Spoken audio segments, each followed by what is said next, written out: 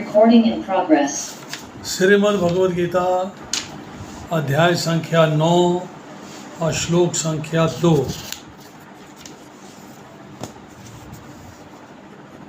ध्यानपूर्वक सुनिएगा।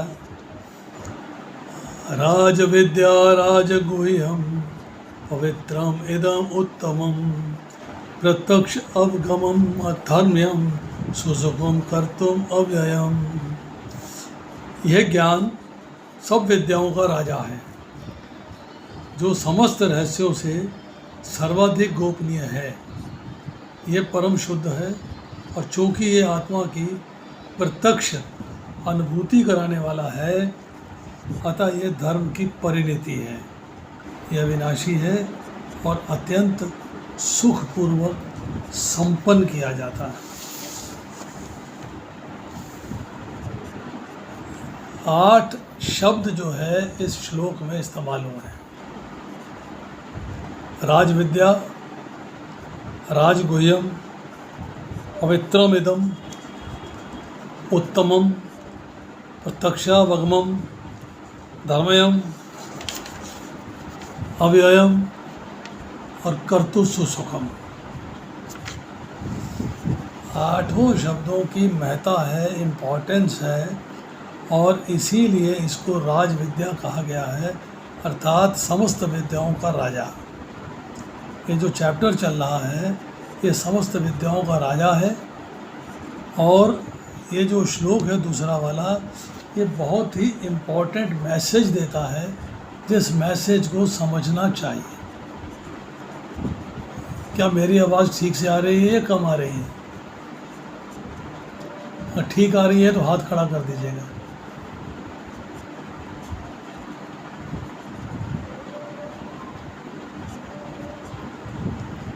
इससे ज़्यादा ठीक नहीं की जा सकती, ये मैक्सिमम है। अब सबसे पहले इन शब्दों को समझ लेते हैं, उसके बाद फिर परपट समझेंगे। राज विद्या संपूर्ण विद्याओं का राजा है।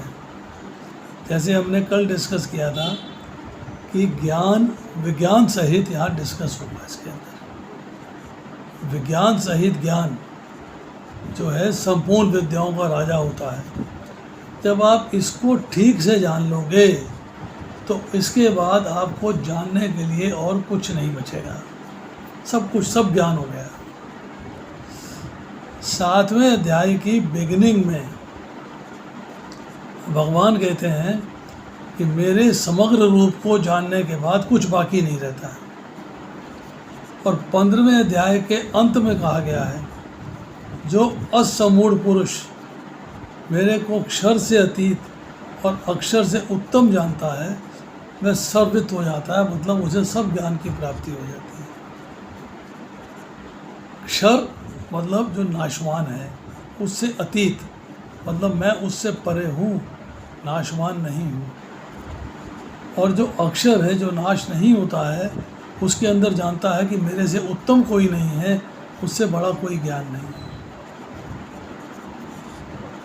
उसके बाद राज गुह्यम, संसार के अंदर सीक्रेट जितनी बातें हैं, ये उन सब बातों का राजा है। क्योंकि संसार में भगवान के ज्ञान से, भगवान की एक्टिविटी से बड़ी रहस्य की बात कोई नहीं है। अब एक एग्जाम्पल है, जैसे फिल्म है, नाटक चल रहा है, उसमें जो व्यक्ति जिसको जो रोल दिया गया है वो रोल प्ले करता है, और जो असल में वो खुद होता है उसको छुपाए रखता है।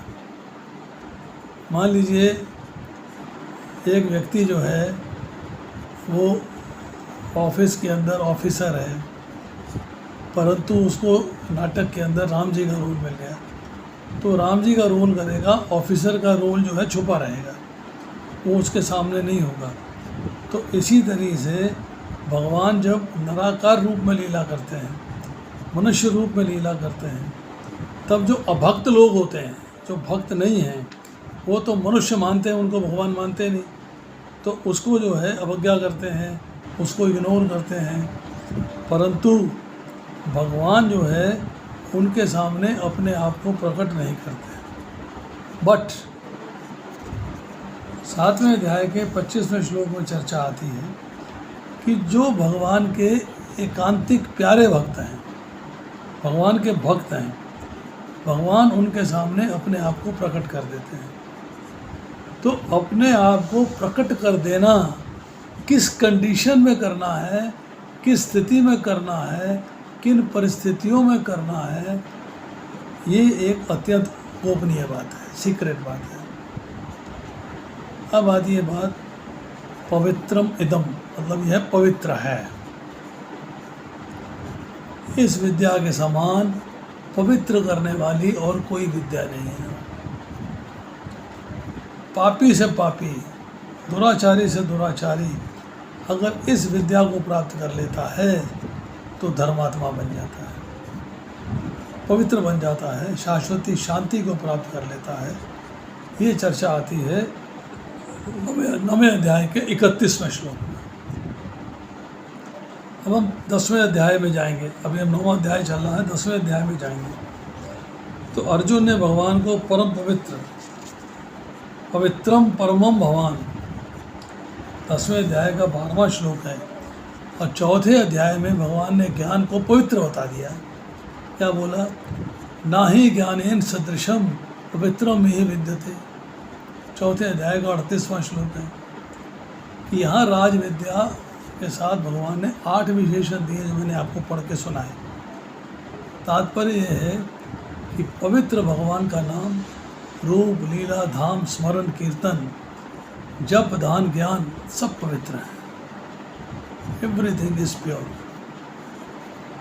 भगवान से संबंधित जो भी चीज़ है वो पवित्र है। उत्तमम, उत्तम, उत्तम का अर्थ होता है श्रेष्ठ। उत्तमम सर्वश्रेष्ठ, ये सर्वश्रेष्ठ है। इसके मुकाबले में कोई दूसरी ज्ञान नहीं है, कोई दूसरी नॉलेज नहीं है। This is the most secret confidential knowledge. इस विद्या को प्राप्त करके जो भगवान का भक्त है वो सर्वश्रेष्ठ हो जाता है, क्योंकि उत्तमम बन जाता है। इतना श्रेष्ठ हो जाता है कि भक्त के बस में भगवान आ जाते हैं। अर्जुन ने कहा मेरे रथ को दोनों सेनाओं के मध्य में ले चलिए, और भगवान ले गए। मतलब इतना श्रेष्ठ हो जाता है कि भगवान भी उसके आदेश का पालन करते हैं। प्रत्यक्षा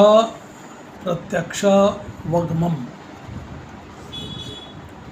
इसके फल, इसका लाभ प्रत्यक्ष मतलब विजिबल है, दिखाई देता है। जैसे जैसे आप भक्ति करते जाते हो, जैसे जैसे भगवान के साथ इन्वॉल्व होते जाते हो, वैसे वैसे आप अपने में अलौकिकता, विलक्षणता का अनुभव करते हैं। धर्मयम, ये धर्ममय है, धर्म है। भगवान का लक्ष्य होने पर निष्काम भाव पूर्वक जो भी आप कर्तव्य कर्म करते हो, जो भी कर्म करते हो, वो सारे इस धर्म के अंदर आ जाते हैं। अतः विज्ञान सहित ज्ञान सब धर्मों से परिपूर्ण है। अब आते हैं आखिरी 2 शब्द, अव्ययम। इस ज्ञान में, इस ज्ञान को प्राप्त करके इसकी परफॉर्मेंस में कमी नहीं आती। ये अविनाशी है।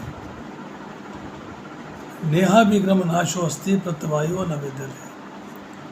इसका हास नहीं होता है, इसका नाश भी नहीं होता है।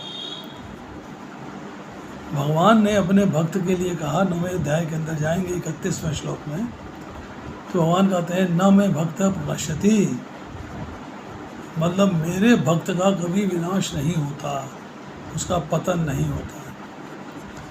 अर्जुन से कहते हैं कि तुम ये अनाउंस कर दो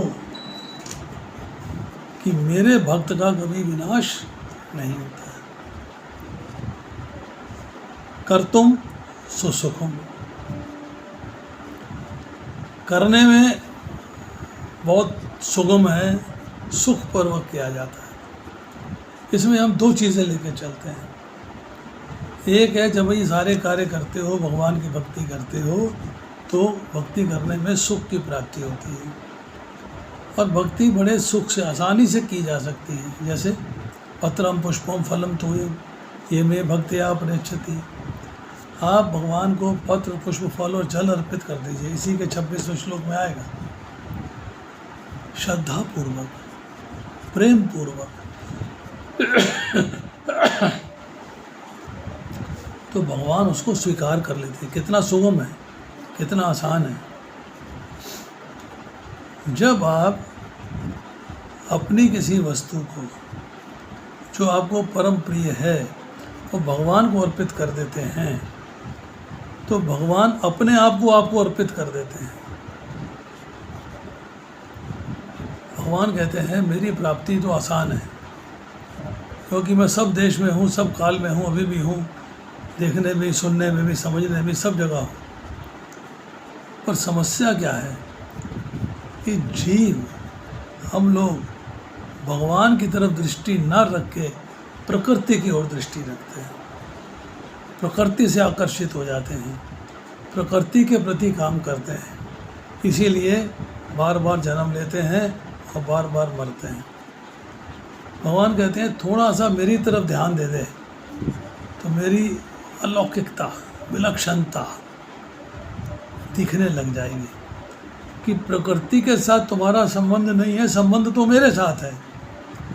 जब ये अनुभव हो जाएगा तो इसका मतलब ये है कि अब आपको जो है भगवान की प्राप्ति का मार्ग मिल जाएगा। अब हम जो है पढ़ते हैं भगवद गीता का ये अध्याय विद्याओं का राजा अर्थात राज विद्या कहलाता है, क्योंकि ये पूर्ववर्ती व्याख्या सहित समस्त सिद्धांतों तथा दर्शनों का सार है। भारत के प्रमुख दार्शनिक गौतम, कनाद, कपिल, याज्ञवल्क्य, शांडिल्य तथा वैश्वानर हैं। सबसे अंत में व्यासदेव आते हैं जो वेदांत सूत्र के लेखक हैं। अतः दर्शन या दिव्य ज्ञान के क्षेत्र में किसी प्रकार का अभाव नहीं है। अब भगवान कहते हैं नवम अध्याय ऐसे समस्त ज्ञान का राजा है। ये वेदाध्ययन से प्राप्त ज्ञान तथा विभिन्न दर्शनों का सार है। नवें अध्याय में जो नॉलेज दी गई है वो वेदों से ली गई है, वेदों की समरी है वो। यह परम गोपनीय ज्ञू है, सीक्रेट है, क्योंकि ज्ञू या दिव्य ज्ञान में आत्मा तथा शरीर के अंतर को जाना जाता है। समस्त ज्ञू ज्ञान के इस राज विद्या की पराकाष्ठा है भक्ति योग। ज्ञान प्राप्त करने के बाद आपको भक्ति योग में जाना है, और इस चैप्टर का जो ज्ञान है, जब वो आपको ज्ञान मिलता है तो आप भक्ति योग की ओर आकृष्ट हो जाते हैं, तब आप भक्ति योग में चले जाते हैं। अब प्रभुपाद बहुत बढ़िया बात लिख रहे हैं, ध्यानपूर्वक सुनिएगा। सामान्यतः लोगों को इस गुरु ज्ञान की शिक्षा नहीं मिलती, they don't get knowledge of this. उन्हें बाह्य शिक्षा दी जाती है, छोटी मोटा ज्ञान दिया जाता है। जहाँ तक सामान्य शिक्षा का संबंध है उसमें राजनीति, समाजशास्त्र, भौतिकी, रसायन शास्त्र, गणित, ज्योतिर्विज्ञान, इंजीनियरिंग आदि में मनुष्य व्यस्त रहते हैं। विश्व भर में ज्ञान के अनेक विभाग हैं, अनेक बड़े बड़े विश्वविद्यालय हैं, परंतु दुर्भाग्यवश ऐसा कोई विश्वविद्यालय या शैक्षिक संस्थान नहीं है जहाँ पर आत्मविद्या की शिक्षा दी जाती है। सब तरह का ज्ञान मिलता है भौतिक संसार से कनेक्टेड, परंतु आध्यात्मिक संसार से कनेक्टेड ज्ञान देने का कोई यूनिवर्सिटी, कोई कॉलेज नहीं।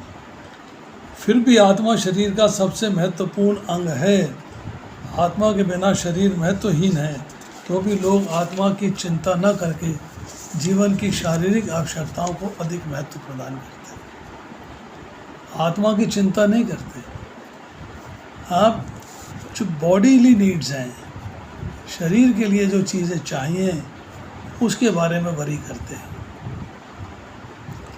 भगवद गीता के 2nd चैप्टर में आत्मा की महत्ता पर बल दिया गया है।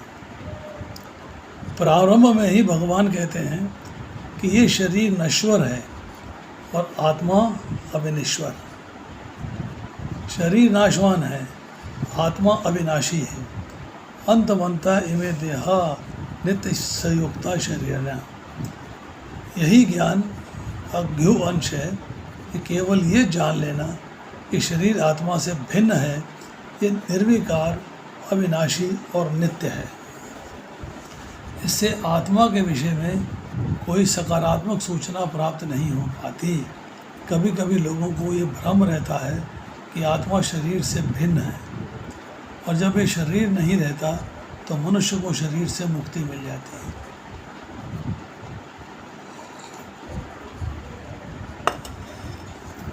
तो आत्मा शून्य में रहता है और निराकार बन जाता है। ये लोगों की फिलॉसफी है, लोग ऐसा समझते हैं, बट वास्तविकता तो आत्मा शून्य में रहता है, निराकार बन जाता है, नहीं है। आत्मा शरीर के भीतर इतना सक्रिय रहता है कि शरीर से मुक्त होने पर वह निष्क्रिय कैसे हो सकता है। सो एक्टिव कि आपको सारा कॉन्शियसनेस दिए हुए है, तो जब शरीर से बाहर निकल जाएगा तो इनएक्टिव कैसे हो जाएगा। आत्मा सदैव सक्रिय रहता है, और यदि वह शाश्वत है, ये सदैव सक्रिय रहता है। यदि वह शाश्वत है तो ये शाश्वत आत्मा सक्रिय रहता है। और वैकुंठ लोक में इसके कार्यकलाप अध्यात्म ज्ञान के गुह्यतम अंश हैं। भगवान के धाम में जो एक्टिविटीज़ हैं वो आप नहीं जान सकते, they are most secret knowledge. अतः आत्मा के कार्यों को यहाँ पर समस्त ज्ञान का राजा, समस्त ज्ञान का गुह्यतम अंश कहा गया। कार्य आत्मा के समझने हैं, आत्मा के बारे में नॉलेज गेन करनी है। आत्मा के बारे में पता लगेगा कि समस्त ज्ञान का राजा और समस्त ज्ञान का सीक्रेट अंश है ये। जब आत्मा के बारे में आप डिटेल्स जान लोगे तब आपको विलक्षणता महसूस होगी, और तब आप जो है जब इस ज्ञान को प्राप्त करेंगे तो सही रास्ते पे चल पाएंगे, ठीक रास्ते पे चल पाएंगे। यह ज्ञान समस्त कार्यों का शुद्ध रूप है, शुद्धतम रूप है। जैसा कि वैदिक साहित्य में बताया गया है कि पद्म पुराण में मनुष्य के पाप कर्मों का विश्लेषण किया गया है और दिखाया गया है ये पापों के फल हैं। जो लोग सकाम कर्मों में लगे हुए हैं वे पापपूर्ण कर्मों के विभिन्न रूपों एवं अवस्थाओं में फंसे रहते हैं। मतलब जब आप भौतिक संसार के प्रति आकृष्ट होते हो तो आप पाप फल के कारण हो, क्योंकि वो आपको चाहता है कि आप शरीर के लिए कार्य करो, अपने एंजॉयमेंट के लिए कार्य करो, भगवान की प्रसन्नता के लिए कार्य न करो। उदाहरणार्थ, जब बीज बोया जाता है तो तुरंत वृक्ष तैयार नहीं हो जाता, इसमें कुछ समय लगता है। पहले एक छोटा सा अंकुर आता है, फिर ये वृक्ष का रूप धारण करता है, तब इसमें फूल आते हैं, फल लगते हैं, और फिर बीज बोने वाले व्यक्ति फूल तथा फल का इस्तेमाल कर सकते हैं। उसी प्रकार जब कोई मनुष्य पाप कर्म करता है तो बीज की ही भांति इसके भी फल मिलने में समय लगता है। इसमें भी कई अवस्थाएं होती हैं। भले ही व्यक्ति का पाप कर्मों का उदय होना बंद हो चुका हो, किंतु किए गए पाप कर्म का फल तब भी मिलता रहता है। तब भी बीज रूप में बचे रहते हैं जो फलीभूत हो चुके होते हैं, जैसे हम दुख तथा वेदना के रूप में अनुभव करते हैं। 4 बातें हुई: प्रारब्ध, अप्रारब्ध, कूट और बीज। प्रारब्ध वो फल है जिनको आप भोग रहे हो, जो पक गए हैं, पकने के बाद आपको मिल गए हैं और आप उनके कर्मों के फल को भोग रहे हैं। अप्रारब्ध वो है जो कि अंकुरित होने के लिए तैयार है, रेडी टू मैनिफेस्ट। वो जैसे समय आएगा वो प्रकट हो जाएंगे, तो अप्रारब्ध से प्रारब्ध बन जाएगा। अब आती है कूट। कूट का मतलब यह है कि वो अप्रारब्ध में आने की स्थिति में है, अभी पड़े हुए हैं, शांत हैं, परंतु मैनिफेस्ट होने के लिए तैयार हैं। अप्रारब्ध में आएंगे, फिर प्रारब्ध में चले जाएंगे। बीज वो हैं जो कि पड़े हुए हैं, पता नहीं कब फलेंगे, पता नहीं कब पकेंगे, पता नहीं कब कूट होगा, पता नहीं कब अप्रारब्ध होगा और पता नहीं कब प्रारब्ध होगा। कुछ पाप तब भी बीज रूप में बचे रहते हैं, बचे हुए हैं। कुछ फलीभूत हो चुके हैं। जो फलीभूत हो चुके हैं उसमें हमें दुख तथा वेदना के रूप में अनुभव आता है। अब 7वें अध्याय के 28वें श्लोक की चर्चा आती है। जो व्यक्ति समस्त पाप कर्मों के फलों, बंधनों का अंत करके भौतिक जगत में द्वंद्वों से मुक्त हो जाता है, वह भगवान कृष्ण की भक्ति में लग जाता है। अब यहाँ पे भक्ति में लगने की एलिजिबिलिटी बताई गई।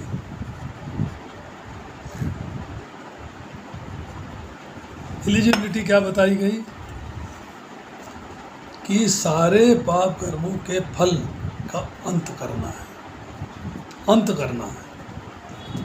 और भौतिक जगत में जो डुअलिटीज़ हैं, सुख और दुख, लाभ और दाभ, हर्ष और शोक, इनसे छुटकारा पाना है।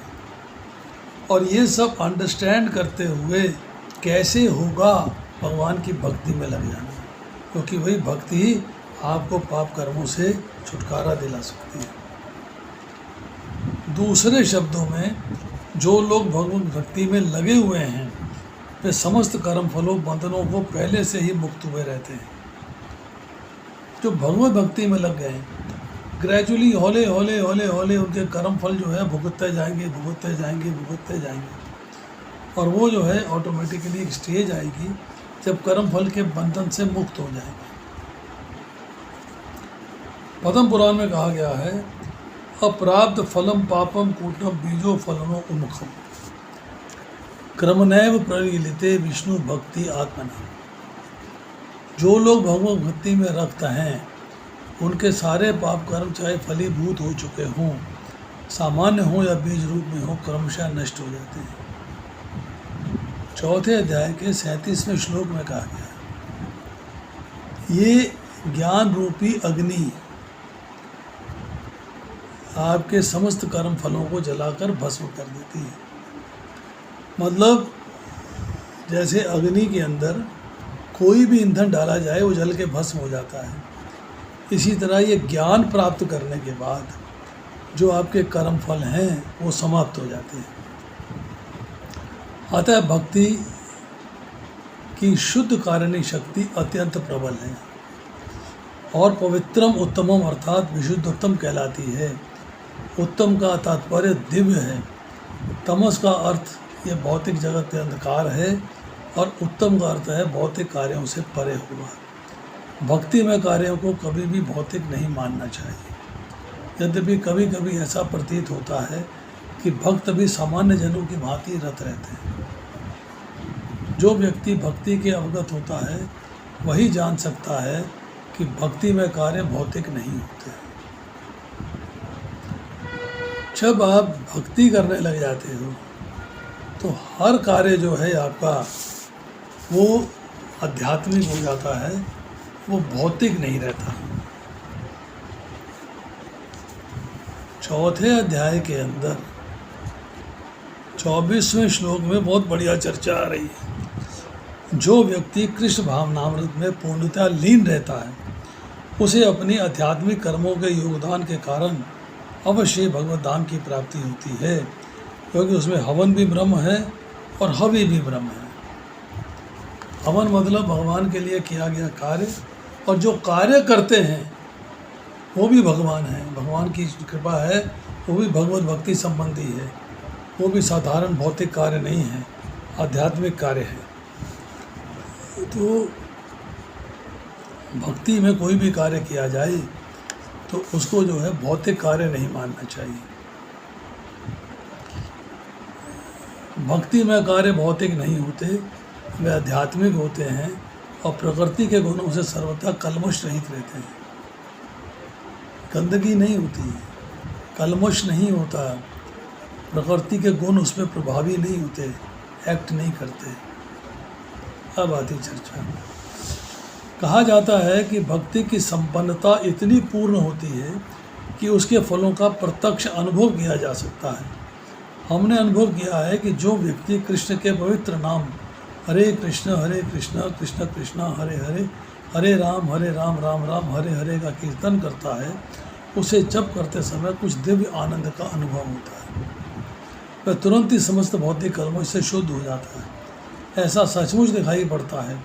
यही नहीं, यदि कोई श्रवण करने में ही नहीं अपितु भक्ति कार्यों के संदेश को प्रचारित करने में लगा रहता है या कृष्ण भावनामृत के प्रचार कार्यों में सहायता करता है, तो उसे क्रमशः आध्यात्मिक उन्नति का अनुभव होता है। आध्यात्मिक जीवन की यह प्रगति किसी पूर्व शिक्षा या योग्यता पर निर्भर नहीं करती। यह विधि स्वयं इतनी सिद्ध है कि इसी में लगे रहकर मनुष्य शुद्ध बन जाता है। Means you become purified bye acting in this. आपको भगवान की भक्ति करते हैं तो दिखता होगा कि जो भगवान के भक्त हैं उनके चेहरे पे ऑरा डिफरेंट होता है, अलग से ऑरा होता है। वेदांत सूत्र में 3.2.26 में इसका वर्णन प्रकाश्च कर्मण्य अभ्यासात के रूप में हुआ है, जिसका अर्थ यह है कि भक्ति इतनी समर्थ है कि भक्ति कार्यों में रत मात्र होने से बिना किन्या संदेह के प्रकाश प्राप्त हो जाते हैं। दिव्य ज्ञान हृदय प्रकाशितो, गुरु आपके हृदय में दिव्य ज्ञान को प्रकाशित कर देते हैं। जब आप गुरु पूजा करते हो तो भक्ति के मार्ग पे चलते हैं। इसका उदाहरण नारद जी के पूर्व जन्म में देखा जा सकता है। जो पहले दासी के पुत्र थे, वे ना तो शिक्षित थे ना ही राजकुल में उत्पन्न हुए थे, किंतु जब उनकी माता भक्तों की सेवा करती थी तो नारद भी सेवा करते थे, और कभी कभी माता की अनुपस्थिति में भक्तों की सेवा स्वयं करते रहते थे। नारद जी स्वयं कहते हैं, भागवतम के पहला स्कंद का 5वें अध्याय का 25वां श्लोक है कि नारद जी अपने शिष्य व्यासदेव को अपने पूर्व जन्म का वर्णन करते हैं।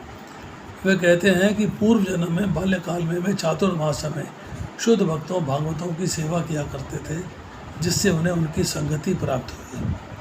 कभी कभी वे ऋषि अपनी थालियों में उच्छिष्ट भोजन छोड़ देते और बालक थालियां धोते समय उच्छिष्ट भोजन को चखना चाहता था। अतः उसने उन ऋषियों से अनुमति मांगी। जब उन्होंने उसको अनुमति दे दी तो बालक नारद उस उच्छिष्ट भोजन को खाता था। फलस्वरूप वह अपने समस्त पाप कर्मों से मुक्त हो गया। ज्यों ज्यों वह उच्छिष्ट खाता रहा, त्यों त्यों वह ऋषियों के समान शुद्ध हृदय बनता गया। चूँकि वे महाभागवत भगवान की भक्ति का आस्वादन श्रवण तथा कीर्तन के द्वारा करते थे, अतः नारद ने भी क्रमशः वैसी रुचि विकसित कर ली। नारद जी आगे कहते हैं, ऋषियों की संगति करने से नारद में भी भगवान की महिमा के श्रवण तथा कीर्तन की रुचि उत्पन्न हुई। उन्होंने भक्ति की तीव्र इच्छा विकसित की, जैसा कि वेदांत सूत्र में कहा गया है, प्रकाश च कर्मण्य अभ्यासात। जो भगवत भक्ति कार्यों में केवल लगा रहता है उसे स्वतः सारी अनुभूति हो जाती है और वह समझने लगता है। इसी का नाम प्रत्यक्ष या प्रत्यक्ष अनुभूति है। धर्मयम शब्द का अर्थ है धर्म का पथ। नारद वास्तव में दासी पुत्र थे। उन्हें किसी पाठशाला में जाने का अवसर प्राप्त नहीं हुआ था। वे केवल माता के कार्यों में सहायता करते थे और सौभाग्यवश उनकी माता को भक्तों की सेवा का सुयोग प्राप्त हुआ था। बालक नारद को भी उस अवसर उपलब्ध हो सका कि भक्तों की संगति करने से ही समस्त धर्म के परम लक्ष्य को प्राप्त कर सके। ये लक्ष्य, जैसा कि भक्ति श्रीमद् भागवतम में कहा गया है, सवे पुंसाम परो धर्मा ये तो भक्ति अथोक्षजे। सामान्यतः धार्मिक व्यक्ति ये नहीं जानते कि धर्म का परम लक्ष्य भक्ति की प्राप्ति है। जैसा कि हम पहले ही 8वें अध्याय के अंतिम श्लोक में व्याख्या करते हुए कह चुके हैं कि वेदेषु यज्ञेषु तपसु चैव, सामान्यतः बाष्म साक्षात्कार के लिए वैदिक ज्ञान आवश्यक है, परंतु यहाँ पर नारद न तो किसी गुरु के पास पाठशाला में गए थे, न ही उन्हें वैदिक नियमों की शिक्षा मिली थी, तो भी उन्हें वैदिक अध्ययन का सर्वोच्च फल प्राप्त हो सके। ये विधि इतनी सशक्त है कि धार्मिक कृत्य किए बिना ही मनुष्य सिद्धि पथ को प्राप्त होता है। ये कैसे संभव होता है, इसकी पुष्टि वैदिक साहित्य में मिलती है। आचार्यवान पुरुषो वेदा, महान आचार्यों के संसर्ग में रहकर मनुष्य आत्म साक्षात्कार के लिए आवश्यक समस्त ज्ञान से अवगत हो जाता है। बहुत आसान परपट है, महाराज जी की स्टोरी है, पढ़ सकते हैं इसको आराम के साथ। भक्ति योग अत्यंत सुखकर सुसुखम होता है, ये पॉइंट्स इम्पॉर्टेंट है। ऐसा क्यों? क्योंकि भक्ति में श्रवण कीर्तन विष्णु रहता है, इसलिए मनुष्य भगवान की महिमा के कीर्तन को सुन सकता है। मनुष्य केवल बैठकर सीख सकता है या प्रामाणिक आचार्यों द्वारा किए गए दिव्य ज्ञान के दार्शनिक भाषण सुन सकता है। आप संतों से सुन सकते हो, गुरु से सुन सकते हो, आपको जो भी ऑथराइज्ड परंपरा है उसके थ्रू सुन सकते हो, आपको कोई दिक्कत नहीं आती। ईश्वर को अर्पित अच्छे स्वादिष्ट भोजन का उच्चिष्ट खा सकता है, अर्थात भोग खा सकता है। प्रत्येक दशा में भक्ति सुखमय है। मनुष्य गरीबी की हालत में भी भक्ति कर सकता है। पत्रम पुष्पम फलम तोयम, वे भक्त से हर प्रकार की भेंट लेने को तैयार रहते हैं। पत्रम पुष्पम फलम तोयम, चाहे पत्र हो, पुष्प हो, फल हो या थोड़ा सा जल, जो कुछ भी संसार के किसी भी कोने में उपलब्ध हो या किसी व्यक्ति द्वारा उसकी सामाजिक स्थिति की चिंता किए बिना अर्पित किए जाने पर भगवान को ये स्वीकार है, यदि उसे प्रेम पूर्वक चढ़ाया जाए। इतिहास में ऐसे उदाहरण हैं कि भगवान के चरण कमलों पर चढ़े तुलसी दल खाकर सन्नत कुमार जैसे मुनि महान भक्त बन गए। अतः भक्ति योग अति उत्तम है, इसे प्रसन्न मुद्रा में संपन्न किया जा सकता है। भगवान को तो प्रेम प्रिय है, इससे उन्हें वस्तुएं अर्पित की जाती है। यहाँ पर यह कहा गया है कि भक्ति शाश्वत है। शाश्वत मीन्स इटर्नल। ये वैसी नहीं है जैसा कि मायावादी चिंतक साधिकार कहते हैं। यद्यपि वे कभी कभी भक्ति करते हैं, किंतु उनकी ये भावना रहती है कि जब तक मुक्ति न मिल जाए तब तक उन्हें भक्ति करते रहना चाहिए, और अंत में जब वे मुक्त हो जाएंगे ईश्वर के साथ एक हो जाएंगे, तादात्म्य हो जाएगा। इस प्रकार अस्थाई सीमित सर्वास्वार्थ में भक्ति शुद्ध भक्ति नहीं मानी जा सकती। वास्तविक भक्ति तो मुक्ति के बाद भी बनी रहती है। जब भक्त भगवत धाम को जाता है तो वह वहाँ भी भगवान की सेवा में रत हो जाता है, वह भगवान से तदाकार नहीं होना चाहता।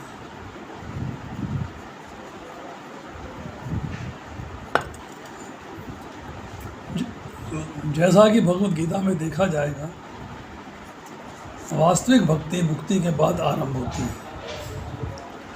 मुक्त होने पर मनुष्य ब्रह्म पद में स्थित होता है, ब्रह्मभूत, तो उसकी भक्ति आरंभ होती है। समय सर्वेषु भूतेषु मद भक्ति लभते पराम।